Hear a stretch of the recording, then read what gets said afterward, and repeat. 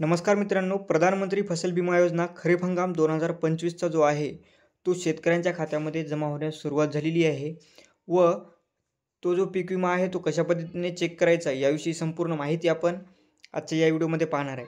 काही जिल्ह्यामध्ये जमा झालेला आहे, परंतु काही जिल्ह्यामध्ये बऱ्याचशा जिल्ह्यामध्ये पीक विमा जो आहे तो जमा झालेला नाही। तो कशा पद्धतीने चेक करायचा आहे त्याविषयी संपूर्ण माहिती आजच्या या व्हिडिओमध्ये दिलेली आहे, तर व्हिडिओ शेवटपर्यंत पहा व तुम्ही जर आपल्या श्रीकांत चॅनलवरती नवीन असाल तर चॅनलला सबस्क्राईब करून बेल आयकॉनला ऑल करा। तर मित्रांनो, या ठिकाणी तुम्ही जी काही PMFBYची ऑफिशियल वेबसाईट आहे यावरती सर्च करायचं आहे आणि त्यावरती तुम्ही या ठिकाणी पाहू शकता अशा प्रकारचा काही इंटरफेस येईल। त्यामध्ये तुम्ही फार्मर कॉर्नर जो ऑप्शन आहे या फार्मर कॉर्नर ऑप्शनवरती तुम्हाला क्लिक करायचं आहे। आता यावरती क्लिक केल्यानंतर या ठिकाणी पाहू शकता लॉग इन फॉर फार्मर अशा प्रकारचं जे काही ऑप्शन आहे यावरती तुम्हाला क्लिक करायचं आहे। या ठिकाणी तुमचा mobile number, register mobile number जो आहे तो या ठिकाणी टाकायचा आहे। मी या ठिकाणी टाकून त्यानंतर या ठिकाणी मला माझे दोन फॉर्मला मोबाईल नंबर लिंक असल्यामुळे आधार नंबर मागत आहे, तर या ठिकाणी आधार नंबर टाकून घेतो आणि कॅप्चर टाकून जे काही रिक्वेस्ट फॉर OTP ऑप्शनवरती क्लिक करतो आणि OTP टाकत आहे।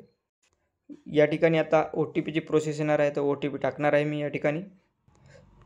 या ठिकाणी मी आता OTP टाकून घेतो।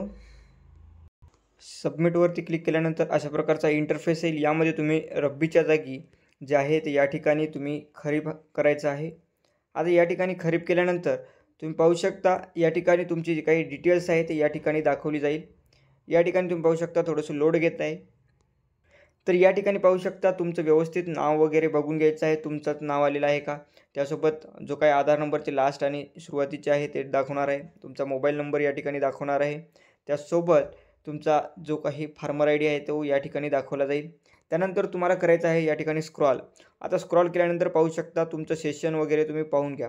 आता या ठिकाणी तुमचा पीक विमा पावती क्रमांक या ठिकाणी दाखवला जाईल, त्यासोबत पॉलिसी कोणत्या दिवशी क्रिएट झाली ते सुद्धा दाखवणार आहे आणि सम इन्शुरन्स या ठिकाणी दाखवणार आहे, त्याचबरोबर या ठिकाणी एरियासुद्धा दाखवणार आहे। तर या ठिकाणी तुम्ही पाहू शकता तुमचा जो फॉर्म आहे तो या ठिकाणी भरलेला आहे व याचं जे काही क्लेम स्टेटस आहेत ते तुम्ही या ठिकाणी पाहू शकता।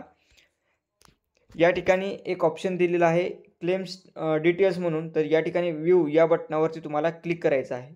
आता या बटनावर तुम्ही क्लिक केल्यानंतर या ठिकाणी पाहू शकता क्लेम टाईप दाखवत नाही आहे आणि जे काही लॉस पर्सेंटेज आहे ते सुद्धा या ठिकाणी दाखवत आहे, म्हणजे तुमचा जो काही क्लेम आहे तो तुम्ही या ठिकाणी क्लेम केलेला नाही, त्यामुळे तुमचा जो काही क्लेम टाईप किंवा क्लेम स्टेटस या ठिकाणी दाखवत नाही आहे। परंतु तुमचा पीक विमा जमा झाला आहे का नाही, तरी पण यावर्षी क्लेमचं ऑप्शन नव्हतं, त्यामुळे तुमचा जो आहे तो पीक विमा आला किंवा नाही हे कसं चेक करायचं, तर या ठिकाणी तुम्ही पाहू शकता टोटल क्लेम पेड असं ऑप्शन आहे।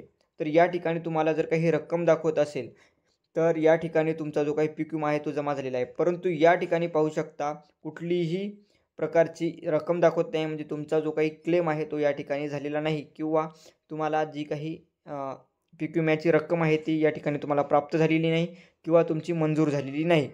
ज्यावेळेस तुमची मंजूर होईल त्यावेळेस हे स्टेटस चेक करून पाहत राहा। यावरती बऱ्याचशा जिल्ह्यामध्ये काही जिल्ह्यामध्ये जमा झालेला आहे व बऱ्याचशा जिल्ह्यामध्ये जमासुद्धा झालेला नाही, तर तुमचा लवकरात लवकर जमा होईल। तर अशाच माहितीसाठी आपल्या श्रीकांत चॅनलला सबस्क्राईब करून बेल आयकॉनला ऑल करा, व्हिडिओला लाईक करा, शेअर करा।